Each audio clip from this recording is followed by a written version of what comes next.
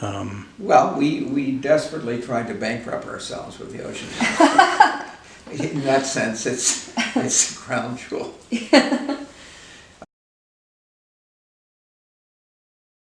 I think that actually makes a larger point, that some of the stuff we've done has been reactive rather than proactive. Definitely. I think when you were involved with that land, you were reacting to a developer intending to put in whatever kind of housing he was going to do. In Tannersville, a lot of it was reactive to adverse use. And then certainly with the Ocean House, we stepped in almost exactly the same kind of situation. The property had been sold to a developer who was going to take the Ocean House down and put in 11 or so houses. And then there were bumper stickers all around town, Save the Ocean House, if you remember those. And well, the bumpers, they were assuming we could restore it. Sure. Which we actually couldn't. So I bought it from the developer. I went to the developer. I read about it in the paper. I had been absolutely uninvolved in the prior attempts to make a hotel. There had been a wonderful family had tried to save it. They could not work out the arrangements with the neighbors. And then it went back on the market. A developer in New Canaan bought it. I heard about it. I went to the developer in his office and said, I hate what you're doing, and I really wish you would go away. And he said, well, actually, I don't own it. I just have an option on it, and I would, get rid of my option for X. And I said, okay. Wow. I had probably not been in the Ocean House in years. It had completely stalled. I'm not even sure the famous bar was still open. I think the bar, you guys remember the bar? Yes. The bar was it, but the bar was the last remaining. Wonderful, you would walk across the floor, sticky. They had never cleaned the floor. And it was a wonderful bar, just in the most ratty sense of the word. Yes. But I think even it was gone by the time this happened. So we then began thinking about what the heck we do, and those signs were about restoring the Ocean House, which we were on board theoretically, and it couldn't be done. It couldn't be done. We talked to our first round of architects were restoration folks. The things, there's no steel in the basement. It's sitting on the ground. It had no foundation. It's amazing that it actually had never fallen down. it was trying to.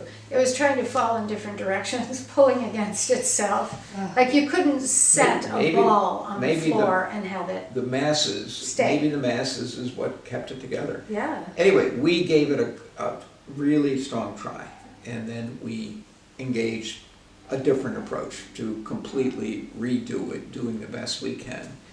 And that's the direction we went. Those stickers, they were all annoyed that they were afraid we were going to, actually trying to replicate it, which is essentially what we did.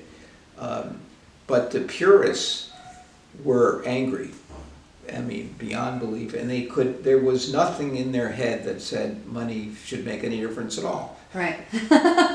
And so we went ahead with the project, but the end of the great story is the preservations have held at least one of their statewide conventions at the Ocean House. So I remember reading something everyone about. seems pleased. Yes, I remember reading about an interesting anecdote about you dismantling the fireplace and numbering the bricks so that it went back in the same order. We absolutely did that. And that wasn't necessarily our idea, but it was the best idea. We saved the fireplace.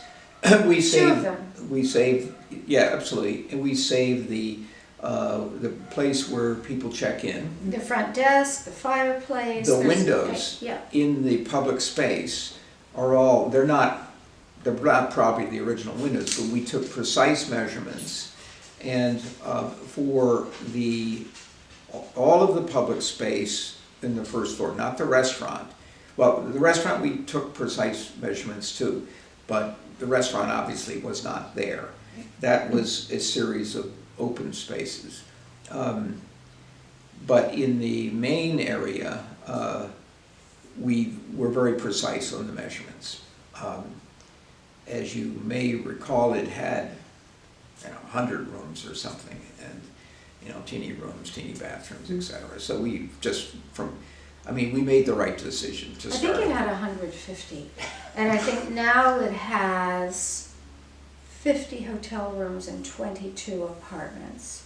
Nice. So yeah, it's been reconfigured. But we did harvest 5,000 architectural elements, stones and bricks and front desks and furniture and light fixtures and all of that. And what Chuck is saying, there was a year that was picked as sort of the best year of the Ocean House, which I thought was 1906, but I could be wrong.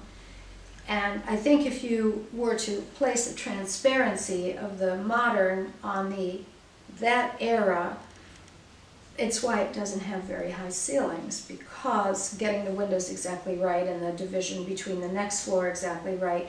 What was improved in the Ocean House would be that wing going off to the left if you're looking at the front, and then going back. Those were not so attractive. They were flat roof, they had ugly fire escapes, and then all the new stuff was buried in the back. There's a gym and a spa and a billiard room and a wine tasting room and a pool and all of that, so the back would look very different from what it looked like back in the day. But what they did, we signed off on it obviously, they took a composite of the multiple iterations of the Ocean House, especially the roof line. Yeah. So we ended up with one roof line, not a series of roof lines. Right. It's all mansard roof now, whereas before they just went on with flat roof lines. Oh, it was nice. mansard and then not, and it looked kind of goofy. Yeah, it did.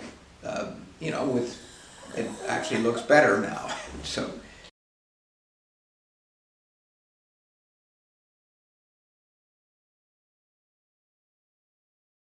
So this house, we are in the original house, and we decided, everything was restored, every beam, every board, but a lot of this very upscale Georgian paneling was added. But this house, we worked with Brian Cooper and of Cooper Group, and we worked with Hayward Gatch. Who's been on the television program, Restore the Home, or what's the famous one? Old House. Old House. Yes. House. He's a superstar in that area. Anyway, he went overboard is what I would Well, they did everything. I jokingly say that they hammered in ye old colonial nail with ye old colonial hammer.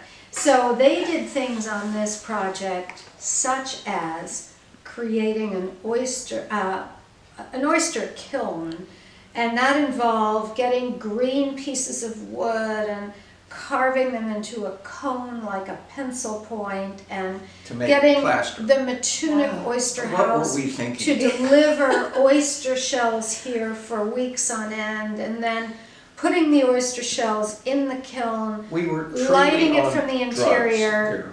It burned in a particular way, in a smoldering way, like a cigarette, not in a fiery way. We terrorized the neighbors for months. So let me finish. And it heated the oyster shells to a certain temperature, and then water was poured on them, and then there was a chemical change, and the plaster was created.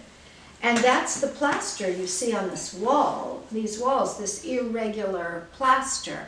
But everything was, this level of woodworking is extraordinary, and it took years and years and years. These guys were in here carving it.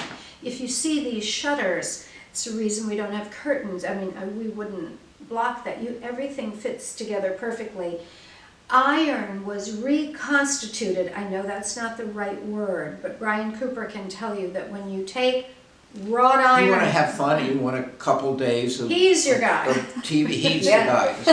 You heat up a wrought iron nail to a certain temperature, and the molecules go back to what they were originally. I'm not saying it right. The boards, if they aren't the boards that were here, the correct I boards think were these brought are. in. These are. That room that we looked at, that paneled room, Yes. that was a room that, in a house that belonged to a man named Lord Pepperell. He was a loyalist, so things did not go well for him after the Revolution. And he left a property in what became the United States, and all of it was thought to disappear. But that room turned up in a Woolworth mansion in Maine, and so the room was brought down and made slightly larger, so there are a couple of additional panels. The staircase banister here is an homage to the staircase banister at the Babcock Smith house. But then if you look, there's a little inset. They did a little scrimshaw of Avondale Farm, a little carving. I mean, I would love to walk you through the whole house. You'll see sagging beams the way they would have been. Carefully arranged to sag. Well, no, they had already sagged, but they were taken away and treated.